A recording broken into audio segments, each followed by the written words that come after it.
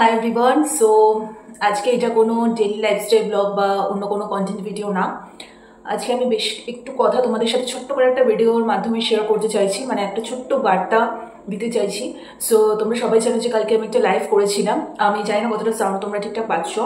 তো যাই হোক, কালকে আমি একটা লাইভ করি এবং সেখানে একটা কমেন্ট আমাকে ভীষণই, মানে কি বলবো, কিছুক্ষণের জন্য ভীষণ কি ফিল দিয়েছে সেটা হয়তো আমি এভাবে বলে বোঝাতে পারবো না, সেটা একান্ত আমার ব্যক্তিগত একটা।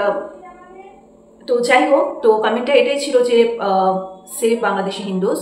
অ্যান্ড আমরা সত্যি কথা বলতে মানে এই কটা দিন ধরে যা দেখে আসছি, মানে ফেসবুক বলো বা যে কোনো সোশ্যাল মিডিয়াতে, নিউজ চ্যানেলে, সব জায়গাতে বাংলাদেশের ব্যাপারে যা দেখে আসছি, জাস্ট আমাদের গায়ে কাটা দিয়ে দেওয়ার মতো অবস্থা। ইনফ্যাক্ট আমরা এমনও হয়েছে যে মানে অনেক সময় সব বন্ধু বান্ধব এবং কাছের সবার সাথে আলোচনা যখন আমরা এই বিষয়টা নিয়ে করছি, তখন রীতিমতো আমরা অনেক সময় কেঁদেও ফেলেছি এই বিষয়গুলো নিয়ে আলোচনা করতে গিয়ে, কারণ ভীষণ প্যাথেটিক একটা সিচুয়েশনের মধ্যে দিয়ে বাংলাদেশ যাচ্ছে।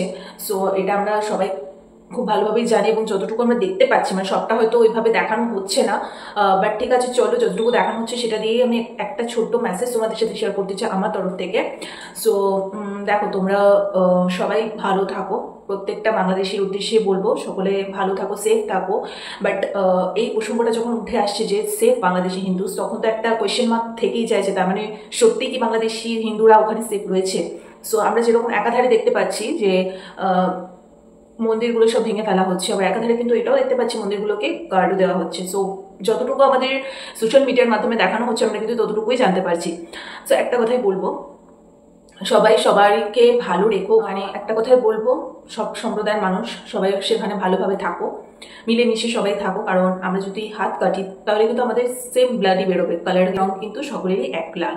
সুতরাং ওই জাতি ভেদাভেদ করে একটা শ্রেণী আরেকটা শ্রেণীর ওপর নির্যাতন, অত্যাচার, এই জিনিসগুলো না করলেই ভালো।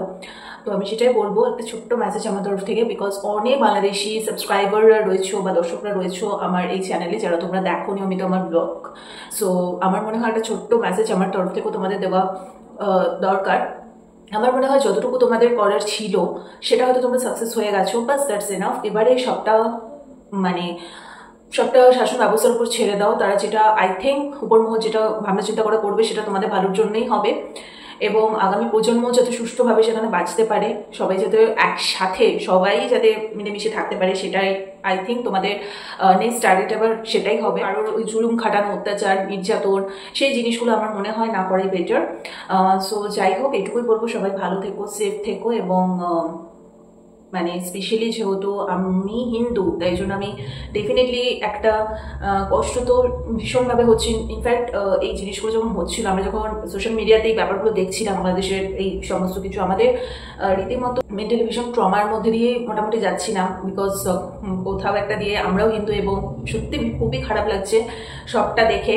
তো আমাদের সারাউন্ডিং যাদের সাথে আমরা এই বিষয়টা নিয়ে ডিসকাস করছি, আমাদের চোখে জল চলে আসছে, একটা মেন্টালি স্ট্রেসের মধ্যে দিয়ে যাচ্ছি, এবং সত্যি কথা বলতে আমার রাতে ঘুম চলে যাওয়ার মতো অবস্থা। তো সমস্ত পরিস্থিতি দেখে না, মানে জাস্ট লিটারালি গায়ে কাটা দিচ্ছে।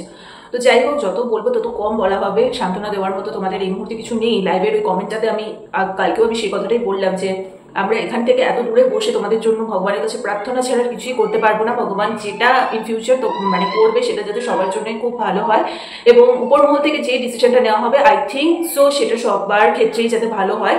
তো তোমরা প্লিজ সকলে মিলে মিশে থাকো, একদমই দাঙ্গা হাঙ্গামা এইসবের মধ্যে আর নিজেদেরকে জড়িও না।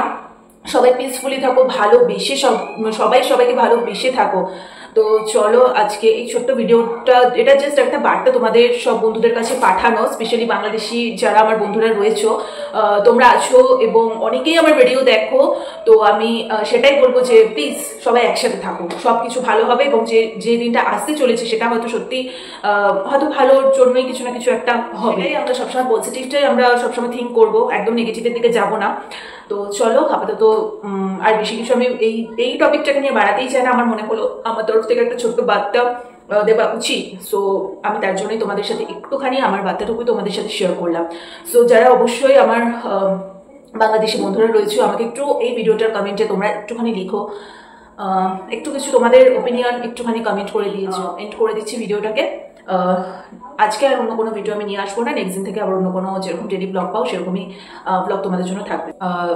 এটাই বলবো, সকলের সুস্থতা কামনা করি, ভগবান যা করবেন যাতে সবার ভালোর জন্যই হয় এবং সবাই ভালো থাকো, পজিটিভভাবে সকলে এগিয়ে চলো। তো চলো আজকের মধ্যে এখানে টাটা।